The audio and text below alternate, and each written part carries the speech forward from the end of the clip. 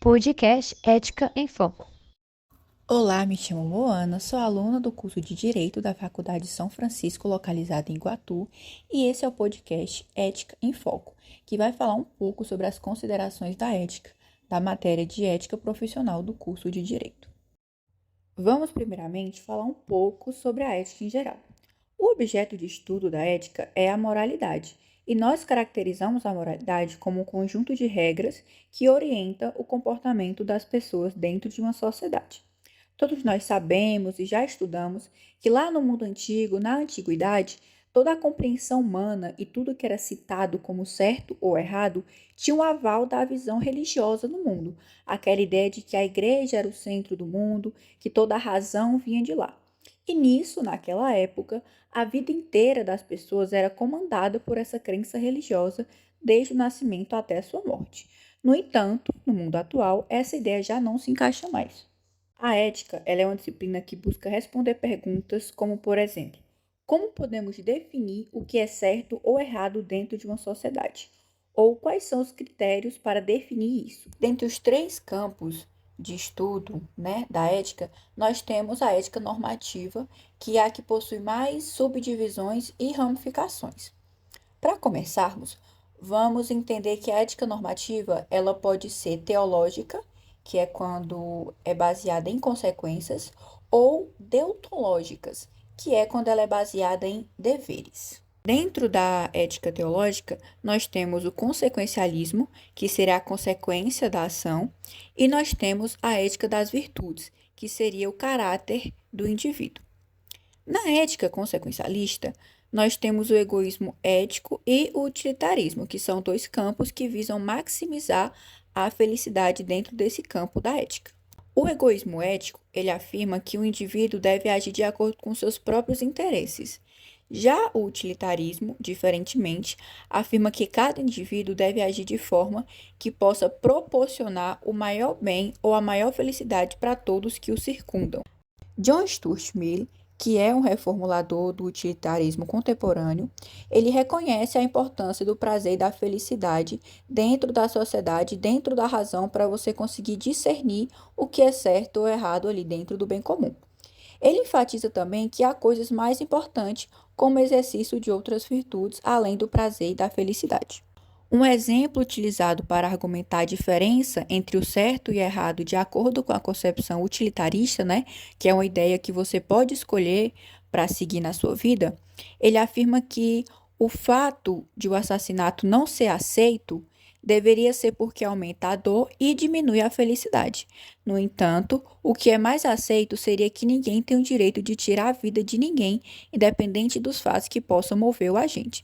Dentre esses dois exemplos, ambos estão errados, mas o utilitarismo afirma que o fato de um assassinato aumentar a dor de uma pessoa e diminuir a felicidade de outras pessoas, ele sim consideraria isso errado, mas legalmente e juridicamente seria por outras razões. A ética das virtudes é o segundo campo ali da ética consequencialista e ela enfatiza no seu estudo o caráter virtuoso do indivíduo e a prática contínua de boas ações. É válido dizer que um único ato moral, ele não define a virtuosidade de uma pessoa, assim como também uma reação impulsiva, uma reação de raiva, não determina o caráter dessa pessoa, se é bom ou ruim. Aristóteles, o famoso filósofo, ele enfatiza que a felicidade é um fim em si mesmo e quem busca pela felicidade individual está ligada à felicidade dos outros, uma vez que o homem é um ser sociável. Ainda dentro da ética normativa, nós temos a ética deontológica, que é aquela que se baseia nos deveres.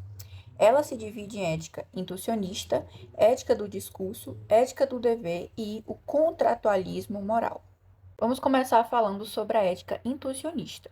Essa ética, ela postula que os seres humanos eles têm conhecimento imediato e natural do que é certo ou errado.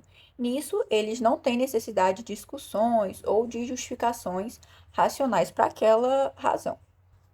No entanto, e obviamente, essa abordagem ela é criticada porque ela permite interpretações subjetivas das suas intuições, das intuições individuais de cada ser humano, o que pode levar a justificações que não são aceitas pela sociedade em geral. Em segundo plano, nós temos a ética do discurso. Como o próprio nome já fala, essa ética ela busca determinar o que é correto a partir de discussões dentro de uma sociedade, dentro de uma comunidade ideal. Ou seja, deve haver uma sociedade organizada de tal modo que possam surgir discussões sobre os mais diversos temas, para assim poderem definir e discernir sobre a ética, a moral, o que é certo ou errado e a razão. E logo temos a ética do dever. A ética do dever ela pretende discriminar o que é certo ou errado moralmente e utiliza-se uma noção chamada de imperativo. Dentro desse imperativo, nós temos dois tipos, o hipotético e o categórico. O primeiro, o hipotético, ele estabelece que para você alcançar um objetivo específico, você deve agir de determinada maneira para conseguir aquele fim desejado. Já o segundo, que seria o imperativo categórico, que acho que muitos conhecem pelo nome, né, pelo filósofo Immanuel Kant, falar muito dele, por ser o seu método.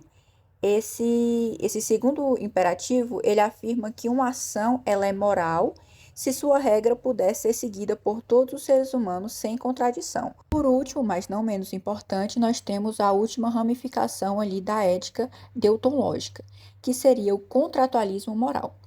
Esse contratualismo moral, ele sugere que as regras de justiça, elas decorrem de um contrato hipotético entre os membros da sociedade. O contratualismo moral, ele propõe que as regras da justiça que governam ali as principais instituições de uma sociedade, elas derivam de um contrato hipotético, aquele contrato que não é em papel, digamos assim, onde os contratantes ignoram a sua posição social.